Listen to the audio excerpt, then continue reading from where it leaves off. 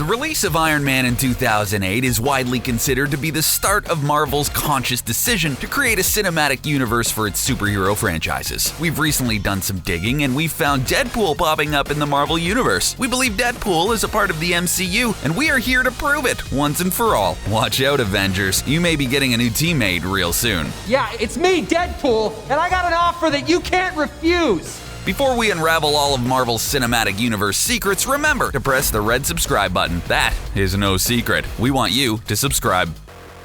Who the hell are you? Oh, hello.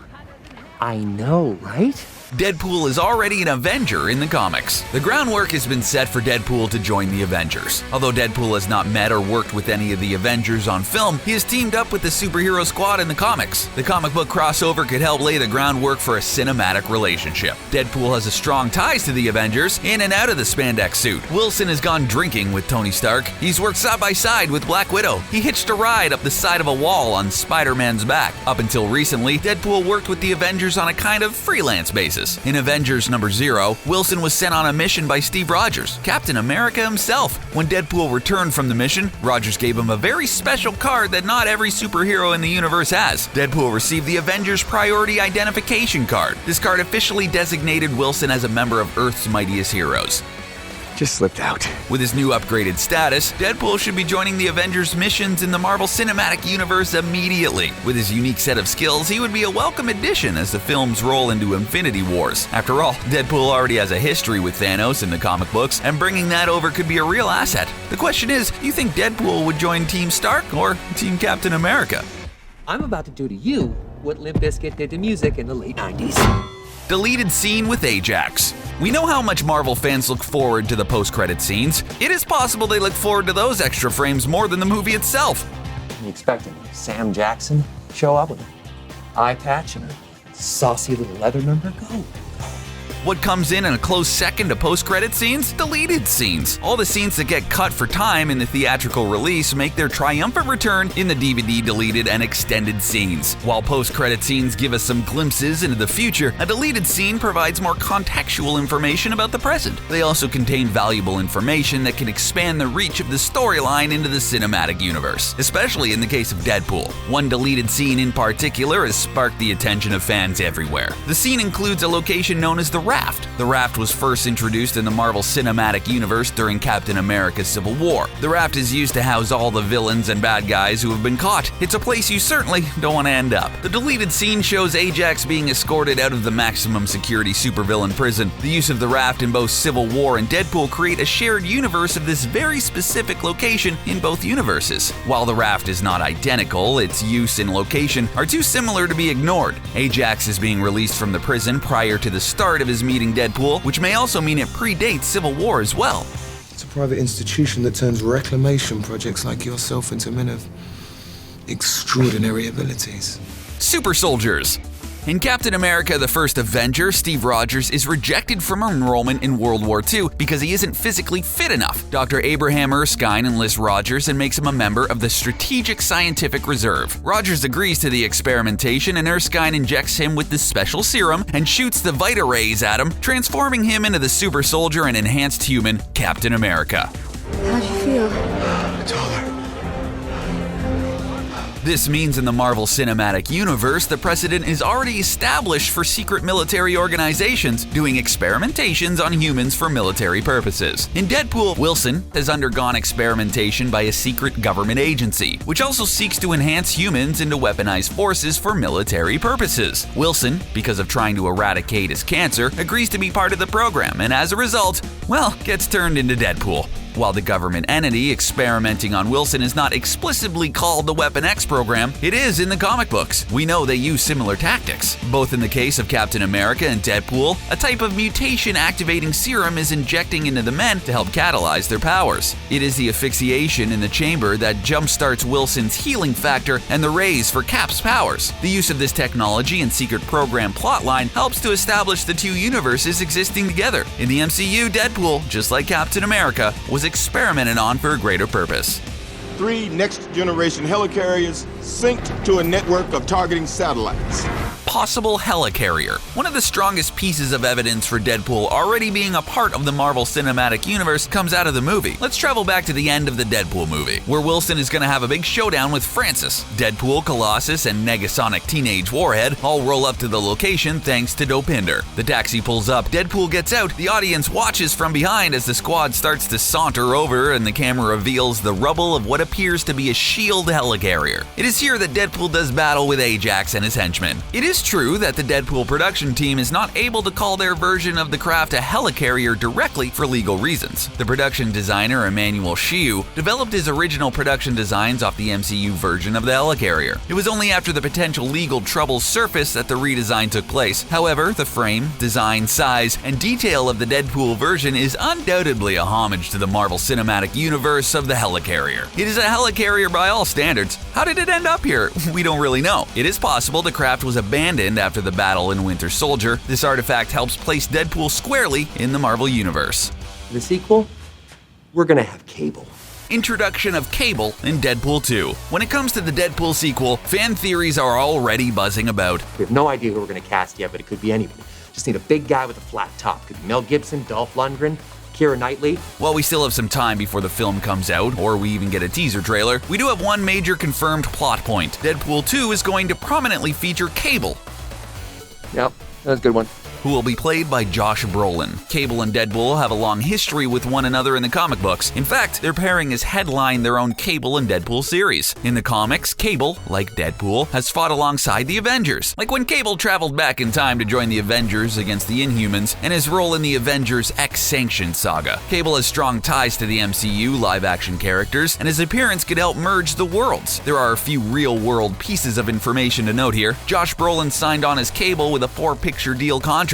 With Deadpool 2 being his launching pad into the universe, with 3 films left on his contract after Deadpool, it's still unclear where Cable will go to next. Is it possible he could transfer to the X-Men franchises, where the Dark Phoenix saga is slated to take place? Cable would make sense in that storyline. If he becomes a part of the X-Men universe, by proxy, Deadpool continues to expand into other universes, making it possible for him to be in the MCU. It's also worth noting that Josh Brolin is also playing Thanos in the Marvel Cinematic Universe. Thanos is about to become a major player with the release of the Avengers Infinity Wars in 2018. Coincidence? Maybe not. I should be on that list. Name? Stanley. Yeah, nice try, buddy. No, Nice no, try. really, Nice I'm try. Stanley. Yeah. Stan Lee is the key. Everyone knows Stan Lee. When you hear his name, you think Marvel, comic books, superheroes, the X-Men, Thor, Hulk, and a million other things. Stan Lee is as much of the comic book tradition as he is the movies that have been based off his work. He's such an important figure that Stan Lee can literally do the impossible, be in almost every live-action movie based off a Marvel property, regardless of which studio is making the film. Now that is a superpower. Stan Lee obviously also made his presence known in Deadpool. Stan Lee can be seen as the DJ at a strip club, something that proves that Stan Lee can actually do anything. Stop trying to scare us.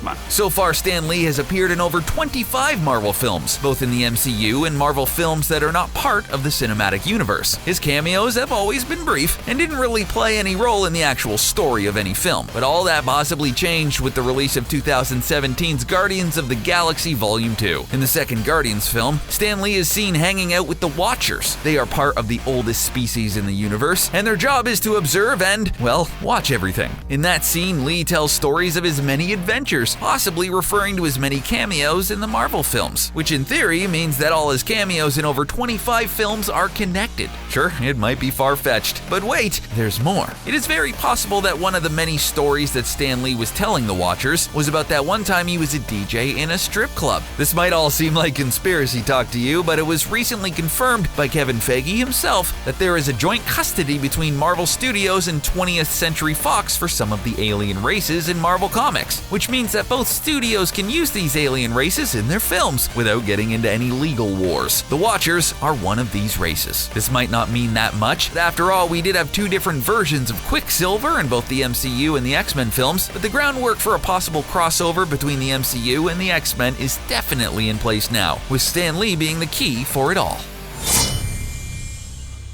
Bob? Wait. Agent Bob from Hydra.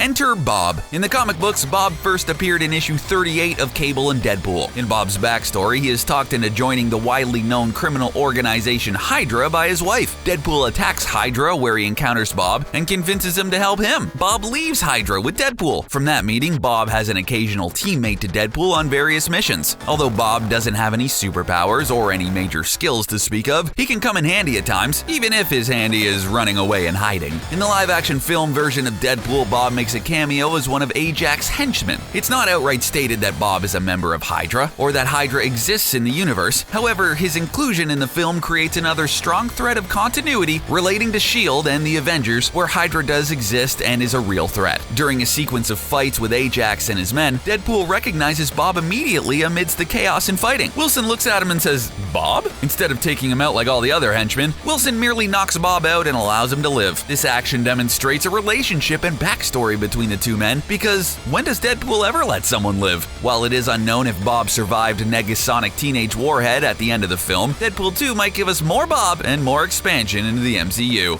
It's a big house. It's funny that I only ever see two of you. It's almost like the studio couldn't afford another X-Man. Simon Kinberg. A very important and influential figure in the Deadpool franchise is writer and producer Simon Kinberg. He is also a part of many other Marvel-related franchises that we don't know how the man finds times to sleep, let alone produce and write. He was there for the relaunch of X-Men with X-Men First Class, producer on Logan, he worked on the new Legion television series, and soon-to-be films like Gambit, Alpha Flight, and Dark Phoenix Saga. Kinberg has gone on record saying that, like the Marvel Cinematic Universe, he wants to create one massive storyline that is told over multiple franchises. While the films would be independently enjoyed, the fuller experience of continuity and crossovers establishes a world that can't be fit into one 90-minute film. He wants these franchises to be a part of a grander plot and is working to make that happen. It has already been confirmed that Deadpool exists in the larger continuity of the X-Men films. Let us go talk to the professor. McAvoy or Stewart? These timelines are so confusing. But what about moving forward beyond that and into the Marvel Cinematic Universe? The studio's writers and producers are working diligently to move towards the direction of a singular universe. If the X-Men franchise can move into the MCU and Deadpool is already nested there, then Deadpool can grab onto Charles Xavier's wheelchair and roll in with them. Think Ryan Reynolds got this far on his superior acting method?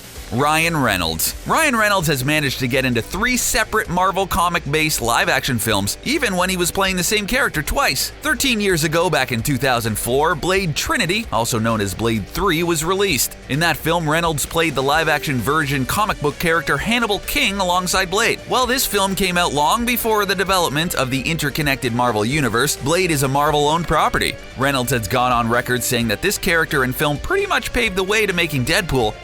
Doesn't have the range of a sword. But, The spandex version of him, of course, not the other character who happened to be named Deadpool. As we all know, though probably sometimes would like to forget, in 2009, Reynolds played the heavily modified version of Deadpool in X-Men Origins Wolverine. What is there to say about this film that hasn't been said already? This weird, mouth-sealed shut, bald guy version was not the Deadpool comic book fans had come to know, which is why Reynolds slapped on the red spandex and became the merc with a mouth for the Deadpool film. Fans were relieved to see the comic version embodied on screen. With 3 separate Marvel franchises under his belt, Reynolds is sneaking his way into all the universes. Why couldn't the Marvel Cinematic Universe be next? I came here for Fisk. Guess I'll have to settle for you.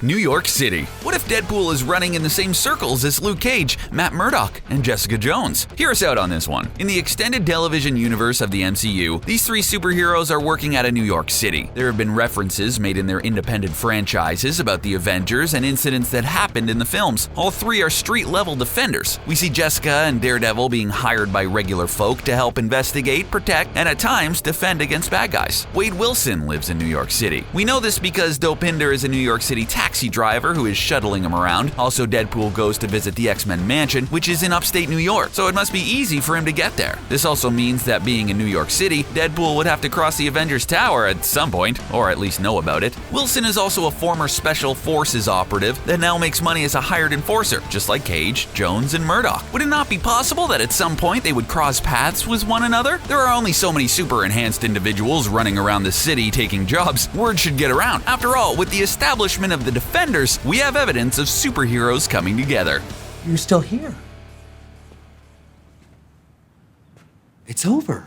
Now that we've established Deadpool is hiding out in the Marvel Cinematic Universe, what other franchises could enlist Deadpool's help that we haven't mentioned yet? What Deadpool crossover are you looking forward to the most? Let us know in the comments below. Remember to like and share this video. And if you haven't already, click the subscribe button. We have videos daily and don't want you to miss out on a single one.